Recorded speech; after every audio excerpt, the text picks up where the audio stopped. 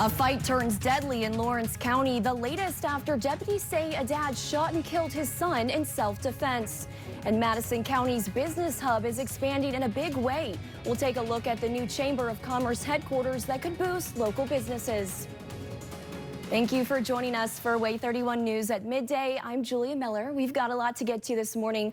Well, breaking as we come on air at 10, a man is in the Morgan County Jail charged with murder. Across the state, Space Command headquarters moving to Alabama remains one of the top news stories. People across the nation are weighing in. Montgomery Mayor Stephen Reed shared his opinion on the move. Listen to this. Well, they should have chosen Montgomery.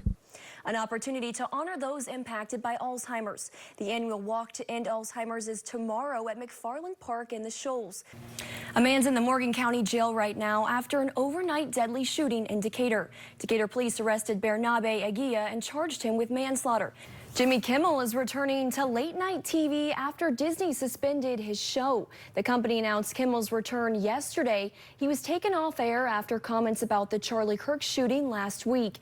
Disney says the pause was to avoid inflaming a tense situation. However, some station owners have decided not to bring back the show. This morning, we are learning more about the medical nightmare after a woman posing as a nurse was caught. Travelers at Montgomery Regional Airport will notice some big changes as the multi-million-dollar renovation gets underway. The airport has launched a $5 million project to expand and modernize its baggage claim area. And it is officially the end of an era for Auburn basketball. Legendary head coach Bruce Pearl is retiring after 11 years.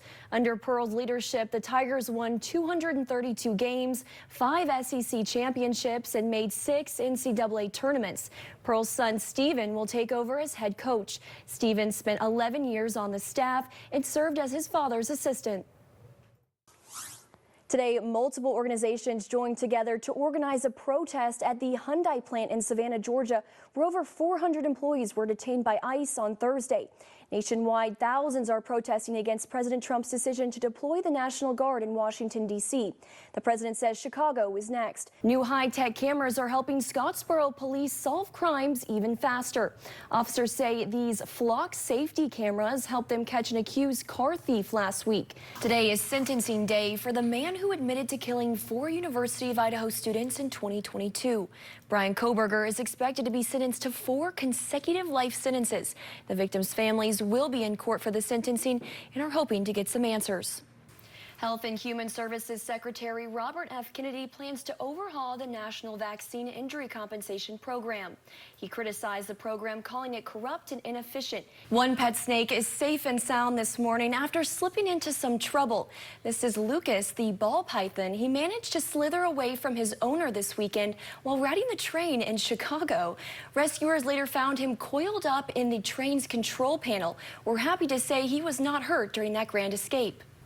Well, most of the year, space camp looks pretty much the same. Campers learning what it takes to be an astronaut. But each year, there's a special camp at the U.S. Space and Rocket Center for students who are blind or have other visual impairments. I got to learn more about how it works this week. 3, 2, 1.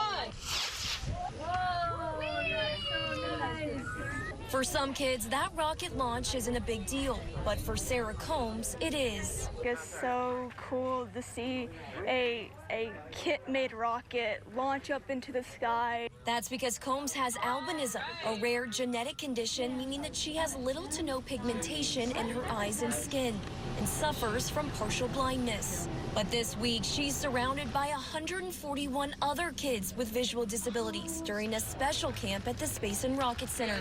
Everyone is so welcoming to each other. They help each other, and it just makes me feel at home. This is a real special week for Space and Rocket Center. Coordinator Dan Oates says the program has been hosting this camp for 35 years and goes above and beyond to make it a great experience for the campers. Everything is accessible to our kids. We have Braille, we have large print, we have 61 teachers of the blind and visually impaired, mobility instructors. All week long, campers have been launching rockets, taking on ropes courses and more, engaging with others who are like them. But most importantly, forming bonds with one another and building confidence, he says.